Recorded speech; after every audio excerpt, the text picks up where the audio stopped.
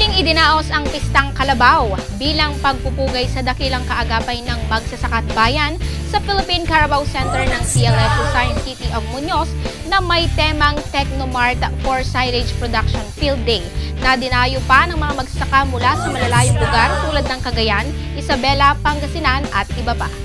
Ang naturang programa ay collaboration ng PCC of Philippine Carabao Center at PICARD of Philippine Council for Agriculture, Aquatic and Natural Resource Research and Development. Layunin nito na matugunan ang mga pagkain ng mga alagang kalabaw ng mga magsasaka at akitin ang mga investors na maaaring magpakilala ng purong mais at damo lalo na pagdating ng tag-araw dahil kakaunti lamang ang sariwang damo. Ayon kay Daniel Aquino, ang Supervising Science Research Specialist ng PCC, na mainam na pagkain ng kalabaw ang damo at binurong mais dahil ito ay nagiging mas masustansya. Kung ito ay maipon, maimbak ng maayos, ito ay magandang at masustansyang pagkain ng ating mga kalabaw. Sa mais naman, talaga pong sinasadyang buruhin ito dahil ito ang pinakamagandang klase ng pagkain ng hayop na pwedeng gawing buro. Tinugunan din nila ng pansin ang pag-iimbak ng dayame dahil ito ang isang sangkap ng silage production kung saan ang proseso ay tinawag na urea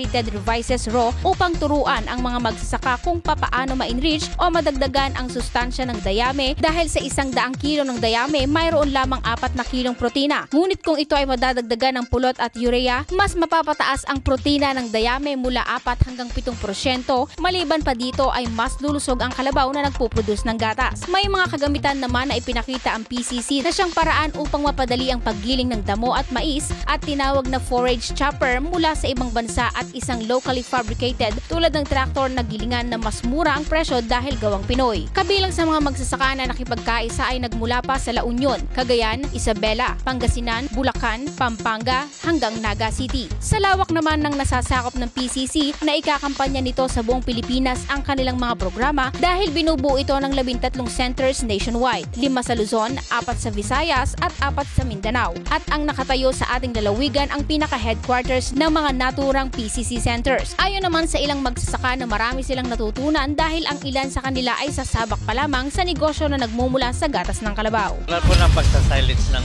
yung pagkain ng kalabaw, yun din ang gagawin ko dun sa pagpapakain ko ng kalabaw. Halaga kasi para yung mga sobrang damo na pwedeng gamitin pagka sa panahon ng walang damo, kaya ng summer. Kasi di ba sa tag-ulan maraming damo, pero sa tag-init kaunti na lang kaya pwede nang ireserba yung mga yan ang gamit ng silage.